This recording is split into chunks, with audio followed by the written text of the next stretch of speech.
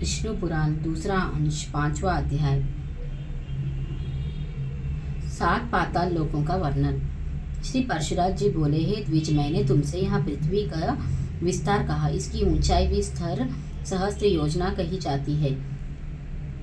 मुनिसत्तम, अतल, वितल, नितल, गृहस्थिमान, महातल, सुतल और पाताल, इन 7 में से प्रत्येक 10-10 सहस्त्र योजना की दूरी पर है।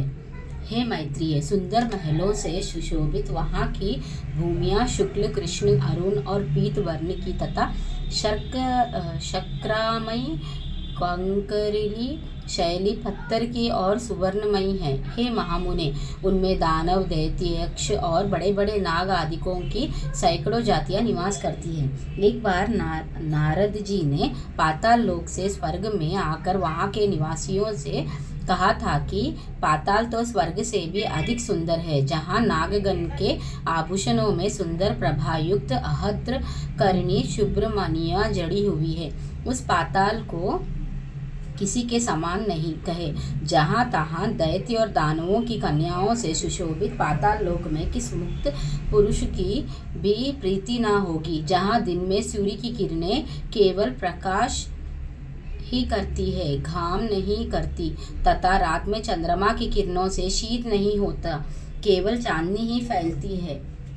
जहाँ भक्ष, भोज और पानादि के भोगों से अनादिता सर्पों तथा दानव दिखों को समय जाता हुआ भी प्रतीत नहीं होता। जहाँ सुंदर वन, नदियाँ, रमणीय सरोवर और कमलों के वन हैं। जहाँ नरकों कीलों की सुमधुर कूक गूंजती है एवं आकाश मनोहरी है। और हे द्विज, जहाँ पाताल निवासी दैत्य, दानव एवं नागगण द्वारा अति स्वच्छ आभूषण, सुगंधमय अनोलेपन, वीणा, वेणु और मृदंग के स्वर तथा तूर्य, ये सब एवं भाग्यशालियों के भोगने योग्य और भी अनेक भोग जाते हैं।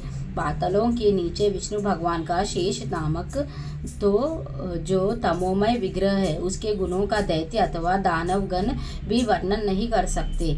जिन देवर्षि पूजित देव का सिद्धगण अनंत कहकर बखान करते हैं, वे अति निर्मल, स्पष्ट स्वास्तिक चिन्हों से विभूषित तथा सहस्त्र सिर वाले हैं, जो अपने फनों की सहस्त्र मणियों से संपूर्ण दिशाओं का दिव्योत्पन्न करते हुए संसार के कल्याण के लिए समस्त असुरों को वीर्यहीन करते रहते हैं। मत के कारण अरुणनयन सदैव एक ही कुंडल पहने हुए तथा मुकुट और माला आदि धारण किए, जो अग्नियुक्त श्वेत पर्वत के समान सुशोभित है। मत से उन्मत्त हुए, जो नीलांबर तथा श्वेत हरों से सुशोभित होकर मेघालय, मेघमाला और गंगा प्रवाह से युक्त दूसरे कैलाश पर्वत के समान विराजमान है, जो अपने हाथों में हल और उत्तम मूसल धारण किए हैं तथा जिनकी उपासना शोभा और वरुणी देवी स्वयं मूर्तिमती होकर करती है।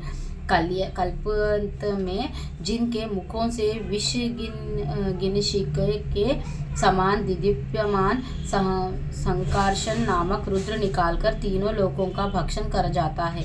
वह समस्त देवगणों से वंदित शेष भगवान अशेष भूमंडल को मुकुटवत धारण किए हुए पाताल तल में विराजमान है। उनका बल, वीर्य, प्रभाव, स्वरूप और रूप देवताओं से भी नहीं जाना और कहा जा सकता। जिनके फनों की माणिक्यों की आभास से अरुण वर्ण हुई यह समस्त पृथ्वी फूलों की माला के समान रखी हुई है। उनके बल, वीर्यों के वर्णन भला कौन करेगा। जिस समय मदमंत नयन शेष जी जम्मू लेते हुए, उस समय समुद्र और वन आदि के सहित यहाँ संपूर्ण पृथ्वी का चाल्यमान हो जाती है। इनके गुणों का अंत गंधर्व, अप्सरा, सिद्ध, किन्नर, नाग और चरण आदि कोई भी नहीं पा सकते। इसीलिए ये अविनाशी देव अनंत कहलाते हैं। जिनका नाग वधुओं द्वारा लेपित हरिचंदन पुनः पुनः श्वास वायु से छूट कर दिशाओं को सुगंधित करता रहता है। जिनकी आराधना से पूर्वकालीन महर्षि गगन ने समस्त ज्योतिर्मंडल, ग्रह, नक्षत्र आदि और शकुन, अपशकुन आदि नैमित्तिक फलों को तत्व जाना था।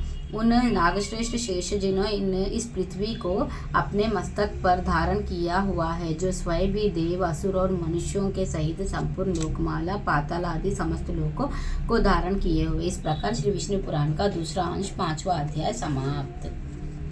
विष्णु पुराण की जय। श्री लक्ष्मी नारायण की जय। विष्णु भगवान की जय।